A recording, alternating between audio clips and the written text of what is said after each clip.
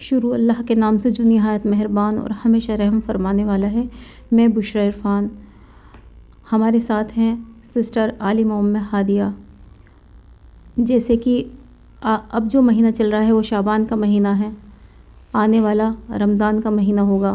اس مہینے میں ایسے ہمیں کون سی عبادتیں کرنی ہیں، کون سی عبادتوں کو بڑھا دینا ہے، یا کن کاموں سے بچنا ہے۔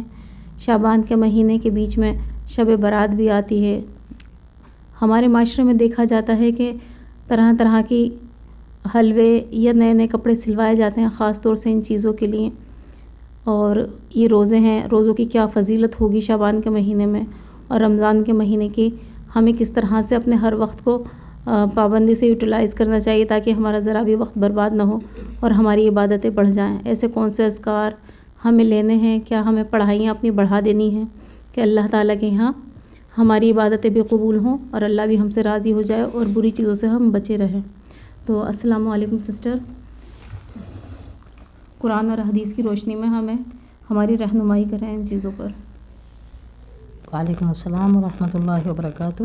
بسم اللہ الرحمن الرحیم۔ اللہ رب العزت فرماتے ان عدۃ الشہور عند اللہ 12 شہرا، کہ اللہ رب العزت جس دن سے اللہ نے آسمان و زمین پیدا کیے تو 12 مہینے مقرر کیے ہیں اللہ رب العزت نے، اور سارے مہینے مبارک ہیں، سارے دن مبارک ہیں، لیکن اس کے اندر منہا 4 حرم، 4 جو ہیں وہ حرمت والے مہینے ہیں، احترام کے مہینے ہیں۔ تو کیونکہ یہ شعبان جو ہے یہ رجب کے بعد آتا ہے اور رمضان سے پہلے ہوتا ہے، تو اس کے آگے بھی ایک مبارک مہینہ ہے اور اس کے پیچھے بھی ایک مبارک مہینہ ہے اس سے پہلے، اور اس کے بعد جو آتا ہے وہ بھی ایک مبارک مہینہ ہے، بہت مبارک مہینہ ہے۔ تو اس لیے یہ شعبان کی فضیلت ہے، اور شعبان کی فضیلت عائشہ رضی اللہ عنہا فرماتی ہے رسول اللہ صلی اللہ علیہ وسلم شعبان کے مہینے میں کثرت سے روزہ رکھا کرتے تھے۔ اتنے کسی بھی مہینے کے اندر آپ صلی اللہ علیہ وسلم روزے نہیں رکھا کرتے تھے پابندی کے ساتھ جتنے شعبان کے مہینے کے اندر رکھا کرتے تھے۔ لوگوں نے اس کا سوال کیا تو آپ نے فرمایا کہ شعبان کے اندر نامہ اعمال، سالانہ نامہ اعمال اللہ تعالیٰ کے پاس پیش کیے جاتے ہیں، تو میرا دل کرتا ہے کہ جس وقت فرشتے میری حاضری لے کر جائیں اللہ تعالیٰ کے پاس، میرے اعمال اوپر جائیں تو میں روزے کی حالت میں ہوں۔ سبحان اللہ، یہ آپ صلی اللہ علیہ وسلم نے اس میں فضیلت فرمائی۔ پھر آپ صلی اللہ علیہ وسلم نے امت کو منع فرمایا، امت کے لیے اتنے روزے جتنے بقدر استطاعت کے فرمائے، کہ یہ ہے کہ اس کے بعد جو فرض روزے آنے والے ہیں رمضان کے، کہ وہ 15 کے بعد روزے نہ رکھیں، 15 دن کے شعبان کے بعد روزے نہ رکھیں، تاکہ ان میں قدرت رہے کہ وہ رمضان کے پورے روزے ادا کر سکیں انشاءاللہ۔ تو اسی لیے اس کی باقی قرآن احادیث سے اس کی کوئی ایسی صراحت نہیں ملتی ہے جو شب قدر وغیرہ ہے، یہ جو شب برات ہے، شب برات جو ہے اس کی کوئی، بلکہ یہ ہے کہ نئے کپڑے پہننا، حلوے بانٹنا، جی اس کی جو یہ اس کی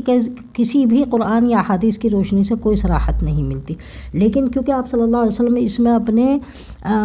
ذکر اذکار اور اپنی عبادات کو بڑھا دیا کرتے تھے، یہ فضیلت اس سے ثابت ہے کہ آپ صلی اللہ علیہ وسلم اس میں کثرت سے روزے رکھا کرتے تھے اور کثرت سے عبادت کیا کرتے تھے۔ یعنی ہم روزے رکھیں تو یہ سوچ کے رکھیں کہ شعبان کے مہینے میں اللہ کے رسول نے زیادہ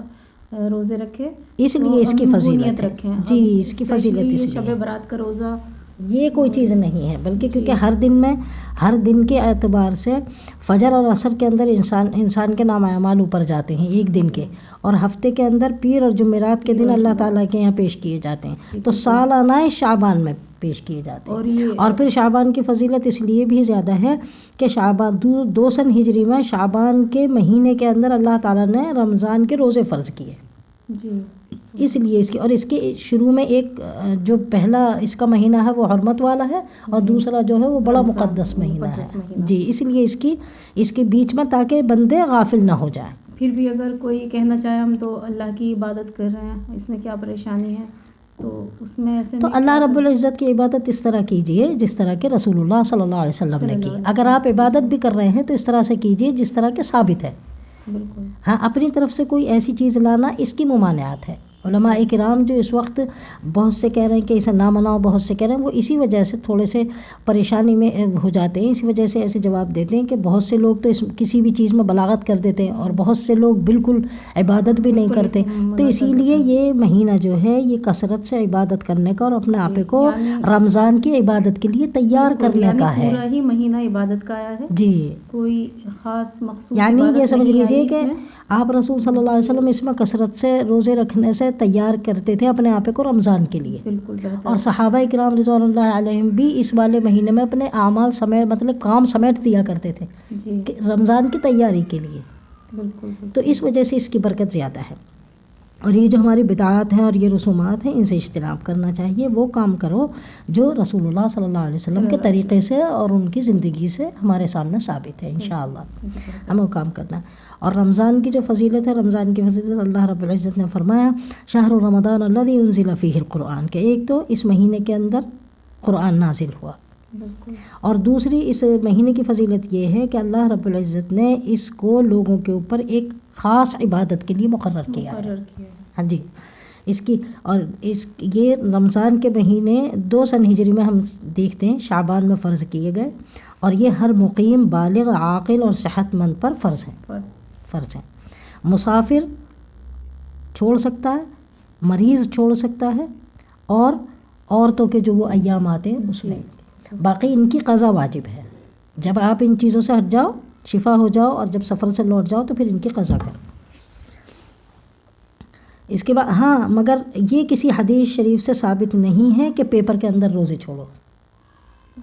یہ ثابت نہیں ہے، کیونکہ ایگزام کا موسم چل رہا ہے، یہ جو ایگزام، ہاں جی، یہ جو بچے ہیں یہ نہیں ہیں، پیپر کے لیے نہیں چھوڑ سکتے، کیونکہ دنیا کو طلب کرنے کے لیے آپ اتنی بڑی فضیلت نہیں چھوڑ سکتے۔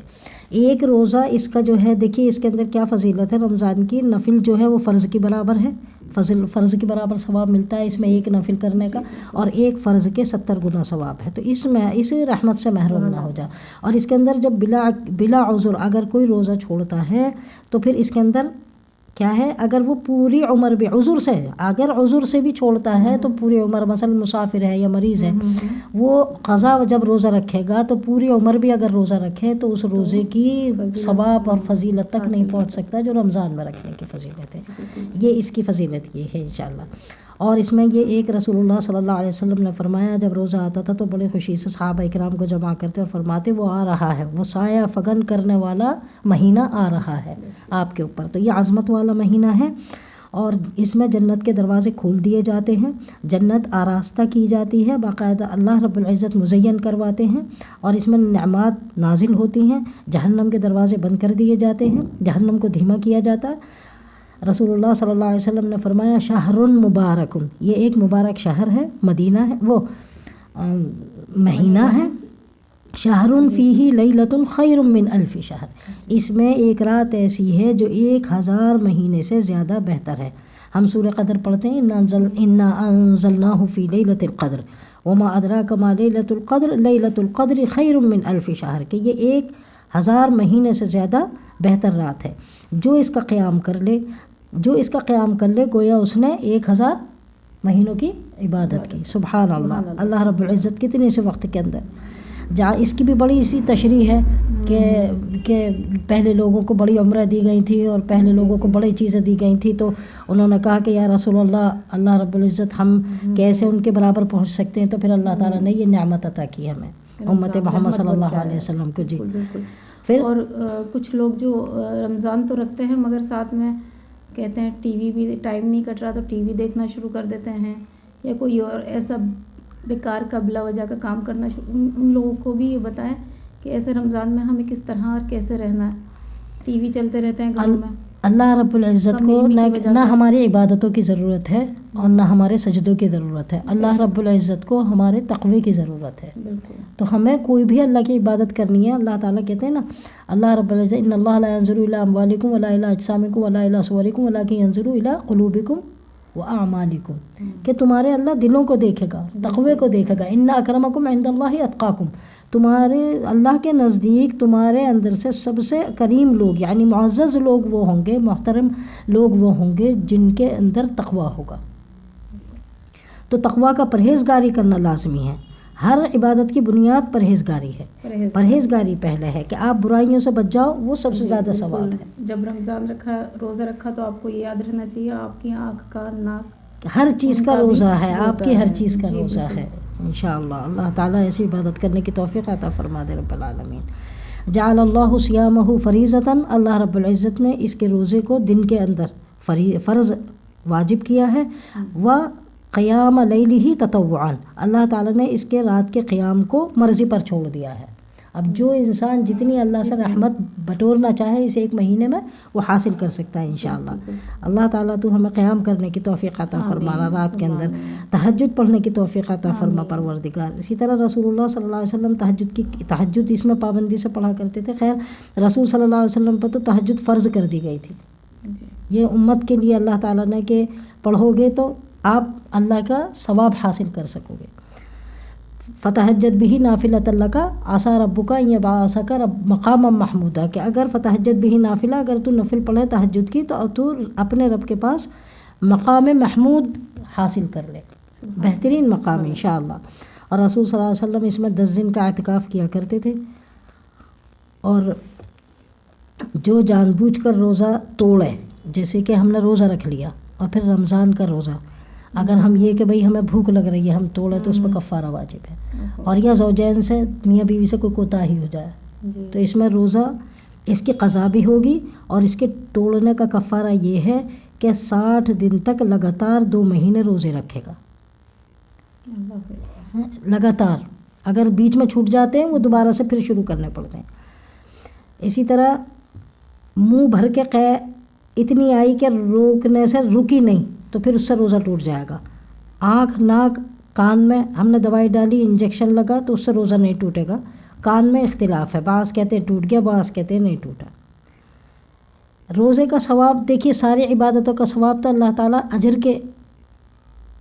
شکل میں دے گا، لیکن روزے کا ثواب اللہ تعالیٰ اپنا قریب کرے گا، اپنا دیدار کرائے گا، اپنا قرب حاصل ہوتا ہے، اللہ اپنا قرب دے گا انشاءاللہ۔ تو روزے کا ثواب یہ ہے، اسی لیے اس کا بہت احترام کرنا ہے۔ یہ روزہ رمضان کا مہینہ آ رہا ہے، اللہ تعالیٰ ہمیں کثرت سے اس میں عبادت کرنے کی توفیق عطا فرما دے، تقوی کے ساتھ پرہیزگاری کرنے کی توفیق عطا فرما دے، برائیوں سے رکوا، شرم اور حیا رکھیں کہ کسی کے سامنے اگر کوئی روز یعنی ہم روزہ نہیں رکھ رہے تو ہم بے باکی سے کھانے وغیرہ بھی نہ کھائیں، اس چیز میں تھوڑی سی اول تو چھوڑنا ہی نہیں چاہیے۔ یہ رمضان کا مہینہ ایک مہینہ ہے، آپ کو اللہ تعالیٰ نے 11 مہینے اس طرح آرام سے کھانے کی اجازت دی، ایک مہینے اللہ کی اطاعت میں گزاریے انشاءاللہ، کہ پتہ نہیں پھر اگلے سال ہمیں یہ میسر ہو یا نہ ہو، تو اس کی بڑی قدر کرنی انشاءاللہ۔ کے اندر رمضان کے اندر ایک اور عبادت ہے اللہ رب العزت نے جو اس کے اندر ہے کہ احادیث کریمہ سے ثابت ہے، تراویح کے نماز۔ تراویح کی نماز کے اندر بہت سے کہتے ہیں کہ بھئی 20 نہیں پڑھی جاتی تو 8 پڑھ کے وہ اکتفا کرتے ہیں اس کے اندر۔ تو یہ تراویحی نام راحہ یروح تراویح سے ہی بنا ہے، راحت سے بنا ہے۔ ایک تو اس کے معنی یہ ہے کہ اس کے اندر طویل قرآن پڑھا جاتا تھا تو لوگ باغ اس میں لمبے لمبے ٹائم تک اپنی مطلب کھڑے ہوتے تھے، تو بعد میں پھر وہ اس کے اندر راحت لینے کے لیے تھوڑی دیر بیٹھ جایا کرتے تھے بیچ میں، ایک تو اس وجہ سے، اور دوسرا اس کا یہ ہے کہ اللہ رب العزت نے اس کو راحت کے لیے بنایا ہے۔ مطلب یہ کہ جب ہم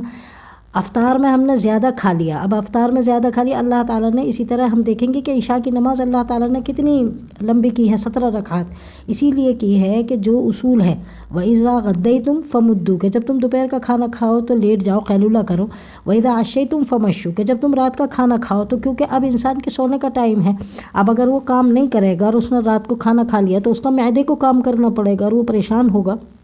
اسی لیے کہا کہ کچھ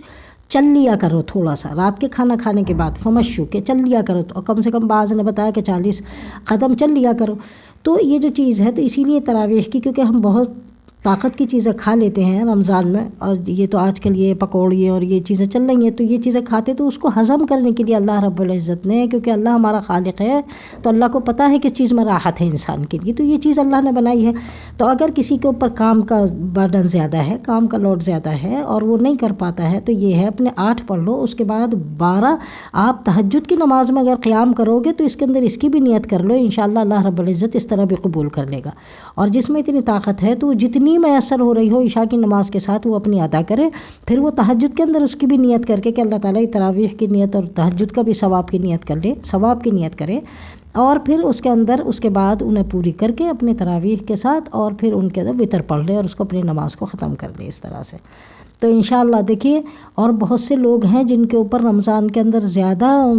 وہ ڈالا جاتا ہے کام کی ذمہ داری، تو ہر ایک مل بانٹ کے کر لے۔ اللہ رب العزت کی عبادت اپنی جگہ ہے اور خدمت خلق اپنی جگہ ہے، انشاءاللہ اسی نیت سے کام کریں، ایک دوسرے کی خدمت کرتے ہوئے، اور بڑے لوگ جو ہیں اگر کہ گھر میں کام کرنے والے تو اس پہ بھی کم کام ڈالیں اور ایک دوسرا مل بانٹ کے کام کریں، انشاءاللہ ایک دوسرے کا احساس کریں، ایک مومن دوسرے مومن کا خیال کرے، اللہ رب العزت اسی طرح محبت بھی بڑھتی ہے اور ایک دوسرے کا خیال رکھنا بھی اسلام کا ایک حصہ ہے۔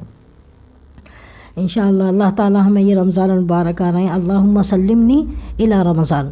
اللہ تعالیٰ تو مجھے رمضان تک سالم رکھنا رب العالمین، یہ اس کی دعا ہے۔ وسلم لی رمضان، اور میرے لیے اس رمضان کو، اس رمضان کے مہینے کو پورا سلامتی والا بنانا، وتسلمہ منی متقبلا، اور اس کو سلامتی کے ساتھ میرے سے قبول فرما لیجئے گا۔ اور اب یہ شعبان کا جو مہینہ ہے اس کی دعا ہے، اللہم بارک لنا فی شعبان وبلغنا رمضان۔ رسول اللہ صلی اللہ علیہ وسلم جیسے ہی رجب کا مہینہ آتا تھا تو فوراً دعا کرتے تھے، اللہ تعالیٰ اب تو مجھے رمضان تک پہنچا دینا۔ ہر سال وہ جب پورے سال تو یہ کرتے تھے کہ اللہ تعالیٰ جب بھی آپ کے پاس سے بلاوا آ جائے تو میری جان حاضر ہے، لیکن جب رجب کا مہینہ آتا تھا تو آپ صلی اللہ علیہ وسلم فرماتے تھے کہ اللہ تعالیٰ مجھے رمضان کی خوشخبری اور یہ نعمات مجھے ضرور میرے حصے میں، اسی طرح اللہ تعالیٰ تو ہمارے بھی حصے میں اس رمضان کو سلامتی والا بنا کے اسے قبول فرمانا رب العالمین، اور ہمیں زیادہ سے زیادہ اس میں عبادت کرنے کی توفیق عطا فرمانا۔ ربنا تقبل منا انک انت السمیع العلیم وتب علینا انک انت التواب الرحیم۔ سبحان اللہ وبحمدہ، سبحانک اللہم وبحمدک، نشہد ان لا الہ الا اللہ، نستغفرک ونتوب الیک۔ سبحان ربک رب العزۃ عما یصفون وسلام علی المرسلین والحمد للہ رب العالمین، والصلاۃ والسلام علی رسولنا الکریم۔ السلام علیکم ورحمۃ اللہ وبرکاتہ۔ وعلیکم السلام ورحمۃ اللہ وبرکاتہ۔